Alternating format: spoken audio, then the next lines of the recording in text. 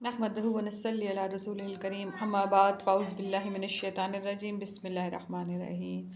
अस्सलाम वालेकुम गाइस, अब मैं आज नई रेसिपी के साथ आपके सामने हाजिर हूँ। आज हम बनाएंगे कचौरियाँ। कचौरियों के लिए मैंने आधा किलो मैदा लिया है, उसमें 1 चम्मच भर कर नमक डाला है और थोड़ी सी अजवाइन डाली है। देखिए अजवाइन नज़र आ रही होगी। और ये मैंने 2 बड़े चम्मच भर कर इसमें घी लिया है। और अब इसको नॉर्मल पानी से इसको गूँधूँगी। कितना गूँधना है वो मैं बताती हूँ, और कितना है घी डालना है वो भी मैं आपको अगली स्टेज पे बताती हूँ। जी तो गाइस, इसमें इतना घी डालना है कि देखें इसकी ये मुट्ठी सी बन जाए। बन रही है ना मुट्ठी, ये होनी चाहिए। ठीक है, अब इसको गूँधना है। जी तो गाइस, आटा गूँध चुका है। ठीक है, अब ये इतना ना नरम होना चाहिए ना सख्त, बस ये इतना होना चाहिए। ठीक है, इतना होना चाहिए। और अब हम आगे का काम करते हैं। और इसको आपने कोई भी कपड़ा लेकर उसको ढाँप देना है, खुला नहीं छोड़ना। तो ये हमारा सेकंड स्टेप है। दूसरी तरफ ये थोड़ा सा ऑयल लिया है। ठीक है, ये हमने रखा, इसमें थोड़ा सा डालेंगे हम ज़ीरा। ठीक है, ज़ीरा डालेंगे, थोड़ा सा ज़ीरा कड़क हो जाए तो हम उसमें बाकी चीज़ें डालेंगे। जी मामा की जान, ये श्रेड हुआ हुआ चिकन है, ये मैंने सारा डाला है। इसको मैंने यखनी की तौर पे बनाया था, इसको मैंने उबलने के लिए रखा था। उसमें तमाम गरम मसाले डाले हैं, थोड़ा सा नमक डाला है और चढ़ा दिया था। फिर उसके बाद जब ये उबल गया है और अब हम इसमें इसको ऐड करेंगे। ठीक है, साथ में थोड़ा सा अदरक लहसुन के साथ इसको भूनेंगे। फिर उसके बाद मसाला डालेंगे। अब ये सारे स्पाइसेस डालकर हम इसको भूनेंगे। साथ ही हम इसमें इस स्टेज पर ये इसी की जो स्टॉक था चिकन, वो इसमें ऐड कर देंगे सारा। और फिर हम इसको अच्छे तरीके से भूनेंगे।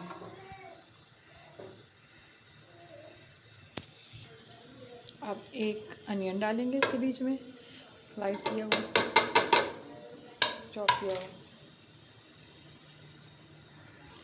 साथ ही में टमाटर भी ऐड करेंगे। ठीक है, और अब इसको हम अच्छे तरीके से भूनेंगे। ये जब भून जाएगा फिर मैं आपको बताऊंगी। अब ये एक तरफ कॉर्नफ्लावर में मैंने डाला है घी, आप ऑयल भी ले सकते हैं। इसकी एक स्लेरी सी बनाएंगे। ठीक है, इसको मिक्स करते हैं।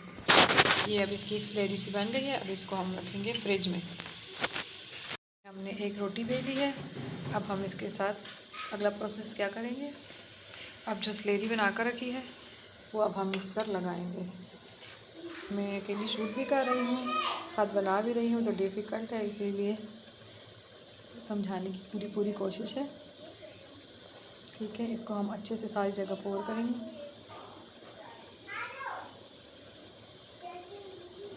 फिर हम इस पर थोड़ा सा मैदा डस्ट करेंगे।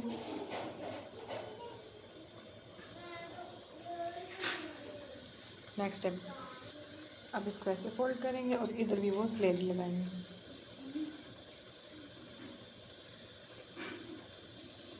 ठीक है, फिर इसको डस्ट करेंगे, यहाँ से पकड़ कर यहाँ, यहाँ से पकड़ कर यहाँ। अब हम इसी तरह सारे पेड़े बनाकर रखते रहेंगे और उनको कवर रखेंगे। और फिर उसके बाद बताती हूँ। इस शेप के पेड़े बनाए हैं, राउंड शेप में। ठीक है, टाइट टाइट से करके। जी तो गाइस, ये देखें स्टफिंग तैयार है और ज़रा भी इसमें पानी नहीं है, कतरा भी खुश्क हो जाना चाहिए। ठीक है, तभी ये मज़े की बनेगी। और उस तरफ पेड़े वगैरह भी तैयार है। अब ये थोड़ी ठंडी हो जाएगी, फिर उसके बाद इसके बीच में हम ऐड करेंगे इसको। अब ये मैंने पहला वाला पेड़ा लिया था जो सबसे पहले बनाया था। ठीक है, उसको अच्छे तरीके से मैंने जो है बेल लिया है। ना इतना मोटा ना इतना पतला, बस इतनी सी इसकी होनी चाहिए थिकनेस। अब ये जो है ना, इसमें स्टफिंग डालनी है। और मैंने आपको समझाने के लिए गरम गरम डाल दिया, आपने ठंडा करके डालना है। ठीक है, यहाँ से पकड़ना है ऐसे और ऐसे और ऐसे। एक ये तरीका, एक ये भी है, लेकिन एक तरीका ऐसा भी है, यहाँ से पकड़ें, यूँ करें, यूँ करें, यूँ करें, जैसे मोमोज़ को करते हैं। ठीक है, ऐसे ऐसे ऐसे ऐसे ऐसे ऐसे और फिर ऐसे। और ये जितना भी ऊपर का ये मोटा वाला हिस्सा है ना पार्ट, इसको आपने निकाल देना। मैं निकाल देती हूँ। ठीक है, फिर इसको ऐसे करना है, फिर इसको थोड़ी सी राउंड शेप दे देनी है। वो देख नहीं रहा। आप सही से आके ये नहीं गाइस, ये देखें, ये जो मैंने कचौरियाँ बनाई थी उनका फाइनल रिज़ल्ट इस तरह की मज़ेदार और क्रंची क्रंची। देखें, हाथ लगा के आपको पता चलेगा कितनी क्रंची है। आप भी बनाइएगा और ज़रूर इंजॉय कीजिएगा।